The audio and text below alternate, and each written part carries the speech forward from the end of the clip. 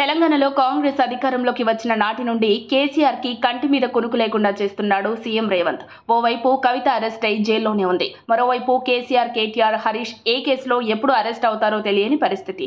ఇలాంటి టైంలో బీఆర్ఎస్ నేతలు చిన్న చితక చోటాబడ నేతలు కూడా కారు దిగి కాంగ్రెస్ లో చేరుతున్నారు.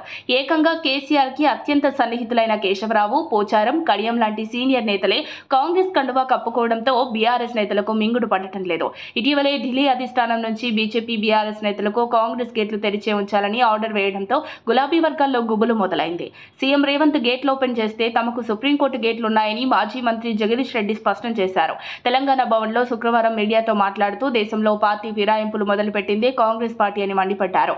మళ్లీ ఫిరాయింపుల నిరోధక చట్టం తెచ్చింది కూడా కాంగ్రెస్ పార్టీయేనని గుర్తు చేశారు. కాంగ్రెస్ పార్టీది గురువిందగించ వైఖరి అని దుయ్యబట్టారు. చంద్రబాబు నాయుడు లాంటి తెలంగాణ వ్యతిరేక నాయకుల సంఖలో రేవంత్ ఉన్నాడంటూ ఫైర్ అయ్యారు. పార్టీ మారాలని రాత్రిల్లో ఇంటింటికి తిరిగి ప్రలోభాలకు గురి చేస్తున్నారని మండిపడ్డారు.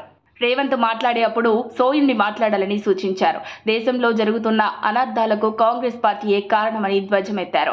నాడు 12 మంది కాంగ్రెస్ ఎమ్మెల్యేలు చేరింది ఆ పార్టీ వైఖరి నచ్చకనే అన్నారు. కానీ నేడు బలవంతంగా బీఆర్ఎస్ ఎమ్మెల్యేలను కాంగ్రెస్ లో చేర్చుకుంటున్నారని జగదీష్ రెడ్డి మండిపడ్డారు. కానీ నెటిజన్లు మాత్రం మీరు చేస్తే సంసారం, పక్కోడు చేస్తే వ్యభిచారం అని మాజీ మంత్రి జగదీష్ రెడ్డికి కౌంటర్లు ఇస్తున్నారు. దీంతో ముందు నొయ్యి వెనక గొయ్యి అన్నట్లుగా బీఆర్ఎస్ నేతల పరిస్థితి ఉందని విశ్లేషణలు వినిపిస్తున్నాయి. మరిన్ని అప్డేట్స్ కోసం మా కాయ్ టీవీని సబ్స్క్రైబ్ చేసుకోండి. మా వీడియో కనుక మీకు నచ్చినట్లయితే లైక్ చేయండి, షేర్ చేయండి. మీ విలువైన అభిప్రాయాలను కామెంట్ బాక్స్లో తెలియజేయండి.